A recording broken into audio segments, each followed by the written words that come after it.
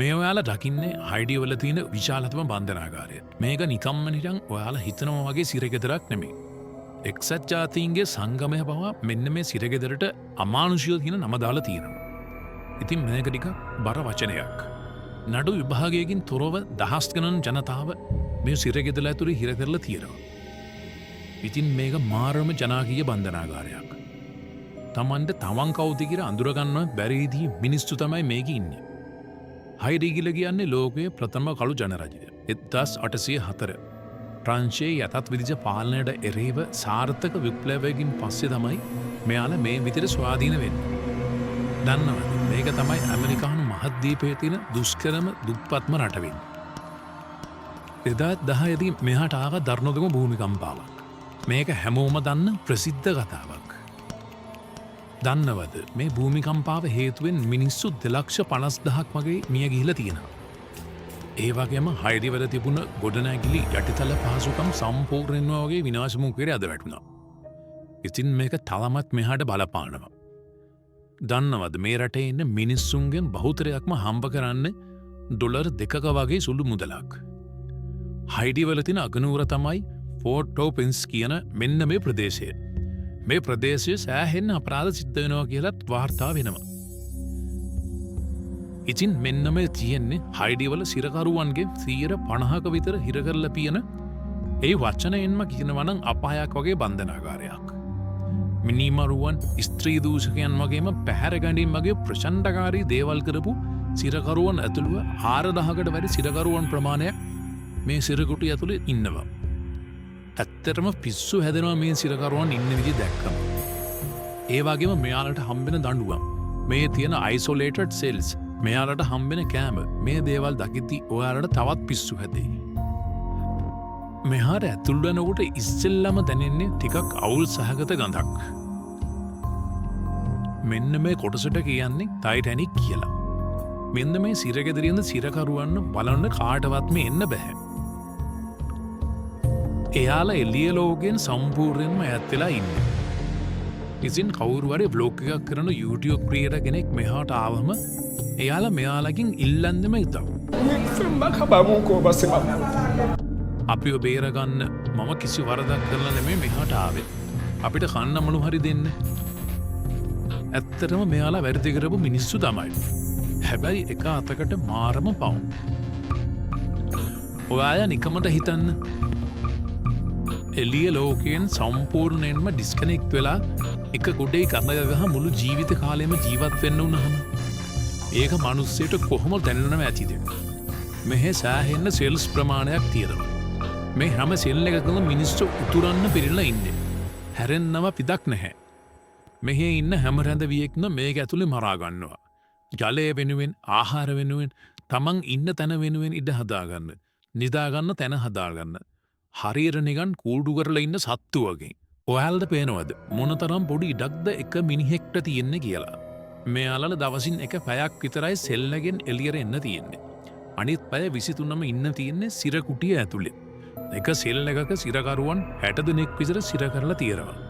හැබැයි තියෙන්නේ ඇඳවල් 18යි. ඉතින් මේක තමයි උදේ ආහාර වේල. මේ සිරකරුවන්ව කාටවත් බලන්න දෙන්නේ නැති නිසා මේකට මීඩියා වරින් ආවම මේ සිරකරුවන් එයාලට කුල කෑලිවල එක එක දේවල් ලියලා දෙනවා. සිගරට් පෙට්ටි පිටිපස්සේ තියෙන කොලේ තමයි මෙයාලා මේ පණිවිඩ දෙන්න යොදා ගන්න මාර්ගය. Pour acheter un savon, c'est mon bagage qui m'a. C'est mon capot, je ne sais pas mon corps, parce que ma maison là, bague, c'est mon mais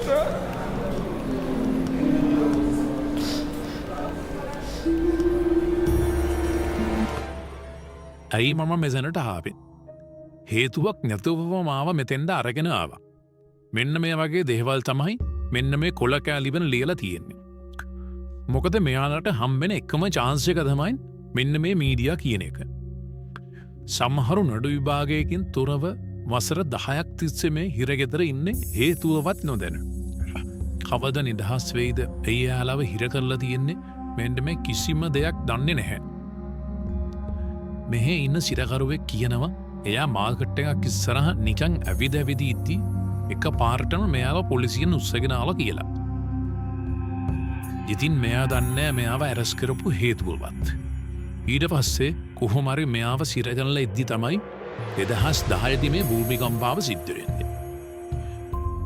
ඉතින් මේ භූමිකම්පාව හේතුවෙන් සැලකිය යුතු සිරකරුවන් ප්‍රමාණයක් මේ සිරගෙදරින් පැනලා ගිහිල්ලා තියෙනවා. මේ මිනිස්සයාත් ඉතින් මේ සිරගෙදරින් මෙන්න මේ භූමිකම්පාව නිසා පැනලා ගිහිල්ලා තියෙනවා. කොහොම හරි ටික කාලයක් ගිහිල්ලා මෙයාව ආයෙමත් පොලිසියෙන් ඇරස් කරලා තියෙනවා. නීතියට අනුව අත්අඩංගුවට ගන්න ඕනම පුද්ගලයෙක් පැය 48ක් ඇතුළත ලෝය කෙනෙක් හම්බ වෙන්න ඕන. ඉතින් මෙහෙදි සාමාන්‍යයෙන් යථාර්ථයේදී මේ වගේ දේවල් සිද්ධ වෙන්නේ අඩුවෙන්. මේ සිරගෙදර ඉන්න සිරකරුවන්ගෙන් 80%ක්ම අච්චු වෙච්ච නැපේ සිරකරුවන්. ඒ කියන්නේ කිසිම දෙයක් කොප්පු වෙලා නැතුව සැකපිට අත්අඩංගුවට පත් වෙලා ඉන්න අය. මේ බන්ධනාගාරයේ 3000කට අධික පිරිසකට තවම නඩු පවරලා නැහැ. මෙයාලා නිකම් මේ ඉන්නේ රිමාන්ඩ් බාරේ තමයි. හේතුව තමයි උසාවිය ඇතුළු ප්‍රධාන විශේෂ ගොඩනැගිලි භූමිකම්පාව නිසා විනාශයට පත් වෙලා තිබීම. දැනට අලුත් ගොඩනැගිල්ලකුත් තියෙනවා. කොහොම වුණත් මේ සිස්ටම් එක තාම රිකවර් වෙලා නැහැ. මේ සිරගෙදරට මානව අයිතිවාසිකම් සම්බන්ධව ඉන්න ෆ්ලොරන්ස් කියලා ගෑනු කෙනෙක් නිතරම එනවා යනවා. ඉතින් මේ හිරගෙදර ඉන්න අයට නම් මෙයාව දෙවියෙක් වගේ. සමහර වාසනාවන්ත සිරකරුවන් මේ ෆ්ලොරන්ස්ගේ උදව්වෙන් නඩුව ඉක්මනටම කතා කරගන්න මගක් පාද ගන්නවා. එයා මේක ඉන්න අයට ගොඩක් උදව් කරනවා. මොකද මෙයා දන්නා වැඩි හරියක්ම සිරගත වෙලා ඉන්නේ නිර්දෝෂී අය කියලා. අනිත් සීන් එක තමයි එහෙ ලෝවෙස්ලා හොයාගන්න තියෙන අමාරුව. එක ලෝය කෙනෙක් අල්ලගන්නවා කියන එක ඒක මාරම ලොකු ක්‍රියාවක්. මෙහෙ ලෝයස්ලට තියෙන්නේ මාරම ඩිමාන්ඩ් එකක්. ඉතින් මෙයාලා මෙන්න මේ අවස්ථාවෙන් උපරිම ප්‍රයෝජන අරගෙන කිසිම හිතක් පපුවක් නැතුව ගණන් උස්සනවා. ඒ කියන්නේ ගන්න ගානට වඩා ලොකු ගානක් වැඩිපුර තමයි මෙයාලා ගන්නෙ. ඉතින් මේ උසාවිවල ඉන්න විනිසුරුවරුන් එක දිගට අවුරුද්දකට මාස 2ක් නිවාඩු ගන්නවා. සහ මෙයාලා වැඩ කරන්න ඕන වෙලාවෙනුත් භාගයයි වැඩ කරන්නේ. හරි අපි මේ විනිසුරුවන් හොයන කතාව පොඩ්ඩකට නවත්තමු. මොකද මේකට වඩා අමාරු දෙයක් මෙතන තියෙනවා. ඒ තමයි මේ කේස්වලට අදාළ වෙන ලිපිගුණු හොයන එක. අනිත් එක තමයි මේ හයිරි ජාතිකයන්ගෙන් 40%කටම ලියන්න වගේම කියවන්න බෑ. අනිත් දේ තමයි මේ ඉන්න සිරකරුවන්ට ලෝය කෙනෙක් විනිසුරුවරේ කල්ලගන්න බැරි වුණොත් සාධාරණ ඉෂ්ට කරගන්න බැරි වෙනවා. ඒක තමයි මෙයාලගේ ලොකුම අවාසනාව. හයිඩිවල ඉන්නවා මානව හිමිකම් පිළිබඳ විනිසුරුවරයෙක් ජැක් ලැන්ටන් කියලා. මෙයා අවුරුදු 10ක් තිස්සේ ඉඳලා මෙහි තියෙන අධිකරණ පද්ධතියට විරුද්ධව තවමත් සටන් කරනවා. මොකද කියනවා නම් මේක දකින ඕනම කෙනෙකුට තේරෙනවා මෙතන ලොකු අවුලක් තියෙනවා කියලා. සහ මේ වීඩියෝ එක බලන ඔයාටත් ඒක හිතෙනවා ඇති. 2024 අවුරුද්ද වෙනකොට මෙයාට පුළුවන් වෙනවා කිසිම තේරුමක් නැතුව මේ සිරගෙදර සිරබත් කාපු සිරකරුවන් 40 දෙනෙක්ව බේරගන්න. මීට අවුරුද්දකට කලින් මේ විනිසුරුවරයා එහෙමත් නැත්නම් ජැක් ලැන්ටන් කියන පුද්ගලයා මර්ඩර් එකකට එහෙමත් නැත්නම් මිනිමෙරුමකට සම්බන්ධයි කියලා පුද්ගලයන් දෙන්නෙක්ගේ කේස් එකක් හැන්ඩල් කරලා තියෙනවා. ඉතින් මේ මර්ඩර් එක එහෙමත් නැත්නම් මිනිමෙරුමට ලක් වුණ පුද්ගලයා මිය ගිහින් තියෙන කොලරාව කියන ලෙඩේ හේතුවෙන්. පස්සේ මේක හොයා ගන්නවා. ආසනාව කියන්නේ මේ මිනිමෙරුමට සම්බන්ධයි කියන පුද්ගලයෝ දෙන්න කිසිම නඩුවක් කතා නොකර අවුරුදු 5ක් සිරබත් කනවා. ඉතින් මේ ජැක් කියන විනිසුරුවරයා යනවා මේ බන්ධනාගාරයේ ආණ්ඩුකාරවරයා හම්බෙන්න. අවාසනාව කියන්නේ මේ ආණ්ඩුකාරවරයාගෙන් කිසිම උදව්වක් මේ ජැක්ට හම්බෙන්නේ නැහැ. එයා කියනවා මේක යාට අදාළ රාජකාරියක් නෙවෙයි කියලා. ඉතින් ඊට පස්සේ මෙයාට පුළුවන් වෙනවා නීති නිලධාරියෙක් කරා විනිසුරුවරයෙක්ව මෙහාට අරගෙන යන්න. මොකද මේ ජැක් ඇත්තටම ඔප්පු කරන්න ඕනේ මෙයාලා සිරගත වෙලා ඉන්න කියලා. මොකද උසාවියෙන් දන්නේ නැහැ මෙයාලා සිරගත වෙලා ඉන්න කියලා. මෙයාලා හිරේ ඉන්නවා කියලා ඔප්පු කරන්න තමයි අර ආණ්ඩුකාරවරයා ළඟට මේ ජැක් ගියේ.